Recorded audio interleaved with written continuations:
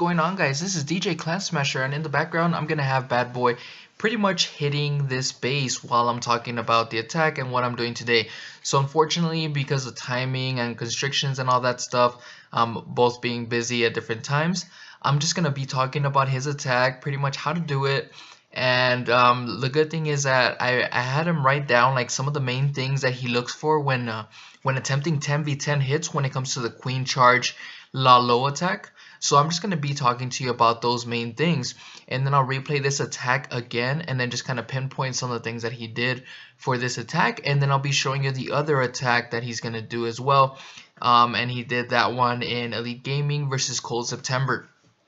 So anyways, guys, this is what he typed exactly. I'm going to pretty much tell you what he said. So pretty much basically what I look for in a Queen Charge LaLo is LaLo base is the value that I'm going to get with the Queen. Then I look for the AD placements, and the main things that I ask is, can my Queen get them before they attack my healers or not? Are they in Wisp Tower or Inferno range or not? And then I can see if I can walk my Queen around the Inferno without the Inferno hitting her to clear a straight path to it for my balloons. Then I just try to break into the compartments where the Inferno doesn't reach so that I can get the enemy Queen, the Expos or Wisp Towers. And by the time the firepower decreases on my Queen, I use my King to support her, distract defenses to hit him so that she can pretty much breach the other Inferno with full health or use her ability. And pretty much what he has is he already has the wall breaking points in mind before actually attacking the base, so that's definitely something to keep in mind. And then comes the Laloon, so pretty much it's going to be a straight pathing to the first Inferno, then just trying to deploy the Lava Hounds in such a way that they disarm the red bombs and keep hasting the loons in big groups. So that's pretty much the explanation, guys. And when I read this, it was just like an eye-opener, because I mean, I've seen him do this attack many times, but I never really quite understood the attack fully. So once he did that, I actually tried it myself. I got some good value, but I'm not quite there with my air attack as far as the 10v10 goes. But I'll definitely be attempting that a lot more. So I already showed you that first attack. So this is going to be J Moore's account. So Bad Boy is using, this is pretty much his account now, is going to be showing you the Queen Walk charge. So the Queen Walk is started over there at 6 o'clock, guys, as you can see. So remember, looking for the Queen value as far as the Queen Walk goes, because the Inferno Tower is pretty far away from the Queen, he already made it to where the Queen's going to be walking from 6 to 9 o'clock. Very important there. If she were to walk the other way, she might be dealing with that Inferno and be dealing with 2 Expos or 1 Expo at the same time. So that might have been a little risky. And as you can see, J Moore wants to get some of these air defenses going, so sends in the wall breakers right away to make sure to break in. That way both of those air defenses get taken care of, and now is going to go ahead and deal with the CC. So that's also very important, because as you can tell, since it is a Queen Charge versus a Queen Walk, it's going to be charging straight into the base after walking for a bit, and because you're charging, you're definitely going to be dealing with the enemy CC troops. So it did have to use the Queen ability at this point, but is able to take care of the Queen. And then remember that second part that I was talking about, that Bad Boy told us, pretty much is going to use the King to kind of get rid of, pretty much take some firepower off of the Queen.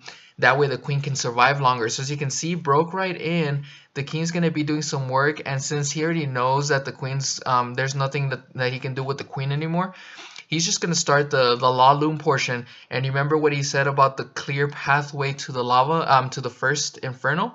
So very great job there. Real nice pathing for that first Inferno. And notice how he placed the Lava Hounds. Very important to do that, guys. Place the Lava Hounds in such a way that they were going to cross the pathway of the Inferno. And why is that important? So most of the time when it comes with 10v10 hits, guys, most people will place the little red bombs, the air bombs, right next to the Inferno or real close to Wizard Towers.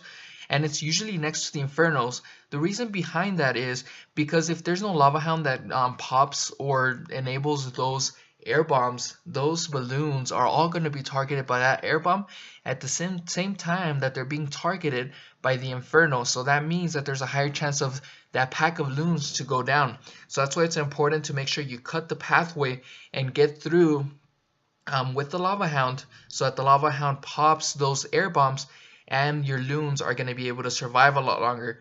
So in this one right here, guys, as you can see, so with Karma, the attack is going to be started a bit differently, unlike the other one, because in the other one, pretty much use the king towards the end just to kind of take some heat off of the queen.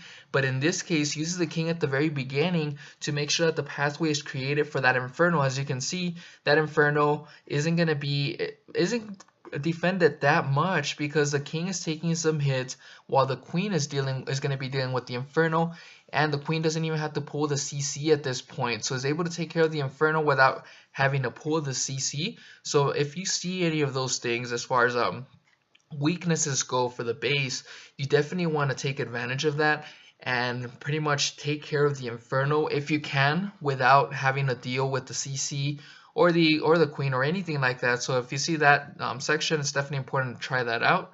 So as you can see, guys, real nice value that Karma's getting right here with this attack. And as you can see, this air portion is going to be started. So it is a little bit different in a sense that he didn't do the pathway for the first Inferno, and the reason behind that is because of all the splash damage at the top section, I'm pretty sure, and the queen's walking down already. So he knows that that this attack is pretty much going to take care of the whole portion at the top, which is going to keep the queen alive. So I'm pretty sure that even if the queen didn't, or if the LaLo portion didn't fully survive this first round of all the air defenses and expos and stuff like that, or at least through the Inferno, then it would have been okay, because the queen would have most likely been able to reach. And check this out, guys.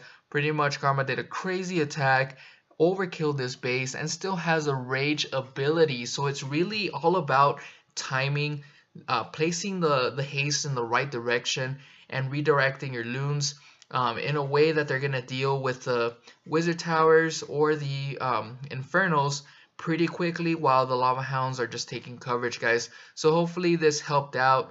I know I didn't get a chance to get Bad Boy in here, but I really appreciate the explanations that he has done for me. And I hope that you guys enjoyed the video and that you have also learned from these attacks. And I've meant to post this a lot sooner, but I got real busy, guys. So thanks again for tuning in, and I'll see you guys next time. Don't forget to keep calm and clash on.